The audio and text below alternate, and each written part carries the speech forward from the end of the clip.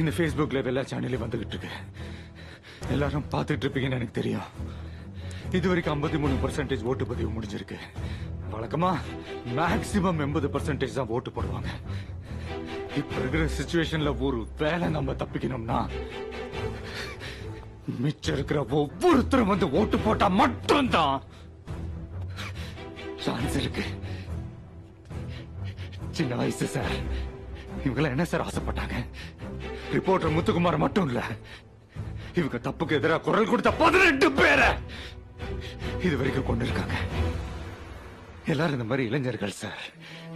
என்னைக்காவது எல்லாரும் வாழ்க்கையிலும் சந்தோஷம் வந்துடாதான்னு கனவு கண்டதை தவிர இவங்க என்ன சார் தப்பு பண்ணாங்க? கொலை பண்ற அளவுக்கு இவங்களுக்கு எங்க சார் தைரியம் வந்தது? நம்மள மனுஷனா பார்க்கல, அவன் காசு கொடுத்து வாங்கின ஓட்டா பாக்குறான். நம்மளும் காசை வாங்கிட்டு போட்ட ஓட்டுதான் இவங்கிட்ட திமிரு. இவ்வளவு பெரிய ஸ்டேட்ல 45-50% தான் ஓட்டு போடுறோம்.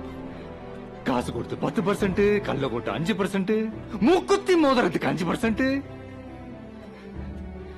100% மக்களை யார் ஆளணும்னு 20% மக்கள் தான் முடிவு பண்றாங்க. Is it democracy? ஒரு குடிமகனோட குறைஞ்சபட்ச தேசப்பற்று ஓட்டு போடுறதுதான். இன்னும் 3 மணி நேரம் தான் இருக்கு. இந்த சோம்பேறித்தனமா இருந்தவங்க, வீட்டுல சும்மா இருக்கிறவங்க மட்டும் இல்ல, முக்கியமான வேலையே இருந்தாலும் சரி நிறுத்திட்டு போய் ஓட்ட போடுங்க. 1/2 மணி நேரம் கியூல நின்னு ஒரே ஒரு விரல் அழுத்தி உன் நாட்டுக்காக ஒரு ஓட்டு கூட போட முடியலன்னா நீ தாண்டா முதல் திருட, நீ தாண்டா முதல் குற்றவாளி. 3 மணி நேரம் விட்டீங்க, இந்த ஒரு கேஸ் 20 வருஷம் நடக்கும். நாடு 50 வருஷம் பின்னால போயிடும்.